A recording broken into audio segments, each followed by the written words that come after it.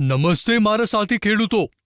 જેમ આપણે બધા જાણીએ છીએ કે રીજનરેટિવ એગ્રીકલ્ચર માત્ર ખેતી વિષય નથી, તે આપણા ભવિષ્યને સુરક્ષિત કરવા, આપણી જમીનનું પાલન પોષણ કરવા અને આપણી આજીવિકા સુધારવા વિશે છે.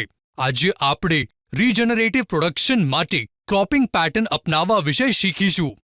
પાકની પેટર્ન. પાક પદ્ધતિ શું છે? પાકની પેટર્ન એક જ સમયગાળામાં જમીનના એક જ ટુકડા પર પાકનો વાર્ષિક ક્રમ અને અવકાશી ગોઠવણી. પાક પદ્ધતિ તે ક્રમ તરીકે વ્યાખ્યાયિત કરવામાં આવે છે, જેમાં પાકો જમીનના ટુકડા પર નિયત સમયગાળામાં ઉગાડવામાં આવે છે અથવા ખેતી કરવામાં આવે છે. ચાલો કવર ક્રોપિંગથી શરૂઆત કરીએ. કવર ક્રોપ જમીનના સ્વાસ્થ્ય માટે નિર્ણાયક છે. તેઓ ધોવાણ અટકાવે છે, કાર્બનિક પદાર્થોને વેગ આપે છે અને પેઢીઓ સુધી આપણી જમીનને જીવંત રાખે છે. એક કેશ ક્રોપ લલણી વચ્ચે કવર પાકનું વાવેતર કરી શકાય છે અને તે જ જમીનના ટુકડા પર બીજાનું વાવેતર કરી શકાય છે. આનંદીબેન, આપણે આપણા પ્રદેશમાં કયા કવર પાકનો ઉપયોગ કરવો જોઈએ? જામનગર અને દેવભૂમિ દ્વારકા જિલ્લામાં આપણે ધેંચા, મગ, અડદ જેવા પાકોનો ઉપયોગ કરી શકીએ છીએ. આ અમારી સ્થાનિક પરિસ્થિતિઓ માટે સારી રીતે અનુકૂળ છે અને અસંખ્ય લાભો પ્રદાન કરે છે. કવર પાકનો ઉપયોગ કરવાના ઇકોલોજીકલ ફાયદા શું છે? કવર પાક ઘણી રીતે મદદ કરે છે. તેઓ નાઇટ્રોજનને ઠીક કરીને, નીંદણને દબાવીને અને ફાયદાકારક જંતુઓ માટે રહેઠાણ પ્રદાન કરીને જમીનની ફળદ્રુપતા વધારે છે. તદુપરાંત તેઓ જમીનની રચનામાં સુધારો કરે છે, જે પાણીની ઘૂસણખોરી અને રિટેન્શનને વધારે છે, જેનાથી જમીનના ધોવાણ અને વહેણનું જોખમ ઘટે છે. કવર પાકોનો ઉપયોગ કરીને અમે વધુ સ્થિતિસ્થાપક ખેતી પ્રણાલી બનાવીએ છીએ, જે જૈવ વિવિધતા અને પર્યાવરણીય સંતુલનને સમર્થન આપે છે. તે સાંભળવામાં સારું લાગે છે. અમે કવર ક્રોપિંગને અમારી ખેતી પદ્ધતિઓમાં કેવી રીતે એકીકૃત કરીએ છીએ? તે સરળ છે. તમારા મુખ્ય પાકની લણણી કર્યા પછી તરત જ પાકને આવરી લેવો. તેઓ ઓફ સિઝન દરમિયાન ઉગાડશે, જમીનનું રક્ષણ કરશે અને તેની ગુણવત્તામાં સુધારો કરશે. તમારા આગલા રોકડ પાકને રોપતા પહેલા તમે કવર પાકને જમીનમાં લીલા ખાતર તરીકે સમાવી શકો છો, જે જમીનને કાર્બનિક પદાર્થો અને પોષક તત્વોથી સમૃદ્ધ બનાવે છે. વધુમાં, કુદરતી રીતે જમીનના સ્વાસ્થ્યમાં સુધારો કરીને કવર પાકો કૃત્રિમ ખાતરો અને જંતુનાશકોની જરૂરિયાત ઘટાડે છે, જેનાથી તમારા ઇનપુટ ખર્ચામાં ઘટાડો થાય છે. આભાર આનંદીબેન. હું ચોક્કસપણે મારા ખેતરમાં કવર પાકનો ઉપયોગ કરવાનું શરૂ કરીશ.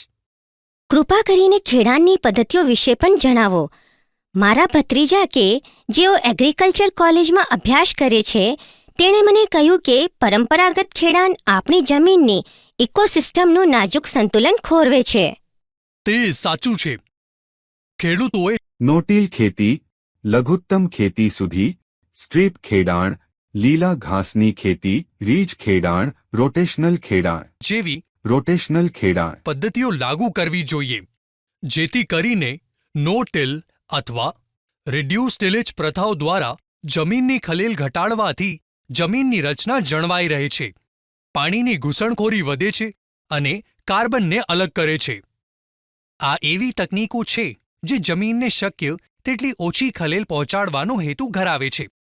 તે જમીનના જીવવિજ્ઞાનને સાચવે છે, ભેજનું જતન કરે છે, પોષક તત્વોની સાયક્લિંગમાં વધારો કરે છે અને ખર્ચાળ ઇનપુટ્સ પરની આપણી નિર્ભરતા ઘટાડે છે.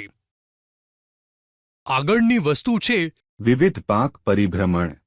2 કે તેથી વધુ પાકો વચ્ચે પાક રોટેશનની પ્રથા અપનાવવાથી રોગો સામે ઉચ્ચ પ્રતિકાર, નીંદણનું વધુ સારું સંચાલન થશે.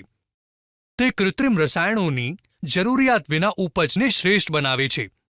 તે તમારા ખેતર માટે કુદરતની વીમા પોલિસી જેવું છે અને પાકના વૈવિધ્યસભર પરિભ્રમણને અમલમાં મૂકવાથી જંતુના ચક્રને તોડવામાં, જમીનની રચનામાં સુધારો કરવામાં અને ખાતરો અને જંતુનાશકો જેવા કૃત્રિમ ઇનપુટ્સની જરૂરિયાત ઘટાડવામાં મદદ મળે છે.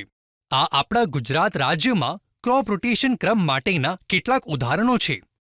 સદભાગ્યે અમે તેને પહેલેથી જ અપનાવી લીધું છે. તમારે ઇન્ટરક્રોપિંગ અપનાવવી જોઈએ.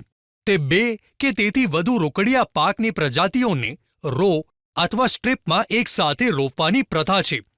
તે જમીનની ઉપર અને નીચે જૈવ વિવિધતાને વધારે છે, કુદરતી રીતે જંતુઓનું નિયંત્રણ કરે છે અને તમારી આવકના પ્રવાહમાં વૈવિધ્ય લાવે છે. દાખલા તરીકે, તમે એરંડા, અડદ, મગફળી, તુવેર સાથે કપાસનું વાવેતર કરી શકો છો. એ પણ યાદ રાખો કે પેરિનિયલ ક્રોપ ટકાઉ ખેતરની કરોડરજ્જુ છે. તેમને દર વર્ષે ફરીથી રોપવાની જરૂર નથી.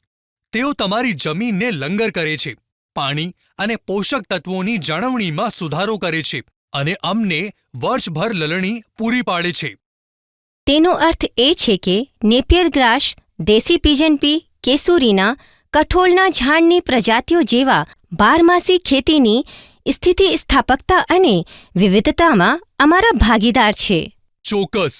એગ્રોફોરેસ્ટ્રી પણ પુનર્જીવિત કૃષિમાં મહત્વપૂર્ણ છે, જેમાં વૃક્ષો, ઝાડીઓ અથવા બારમાસી પાકોને લેન્ડસ્કેપમાં સામેલ કરવાથી જૈવ વિવિધતા વધે છે, ફાયદાકારક સજીવો માટે રહેઠાણ મળે છે અને આબોહવા પરિવર્તન સામે સ્થિતિસ્થાપકતા વધે છે. કૃષિ સાથે પશુધનનું એકીકરણ. રોટેશનલ ચરાઈ જેવી પાક પદ્ધતિમાં પશુધનનો પરિચય પોષક તત્વોને રિસાયકલ કરવામાં, જમીનની ફળદ્રુપતા વધારવામાં અને ગોચર આરોગ્યને સુધારવામાં મદદ કરે છે. મિત્રો, આ પુનર્જીવિત પ્રથાઓને અપનાવવા માટે સ્થાનિક પરિસ્થિતિઓ, ખેડૂતોની પસંદગીઓ અને લાંબા ગાળાના ટકાઉપણાના લક્ષ્યોને ધ્યાનમાં રાખીને સર્વગ્રાહી અભિગમનની જરૂર છે. તે ખેતી પ્રણાલી તરફ પાણી છે જે પર્યાવરણીય અને આર્થિક લાભો બંને માટે લક્ષ્ય રાખીને કુદરતી સંસાધનોને ખતમ કરવાને બદલે પુનઃજીવિત કરે છે.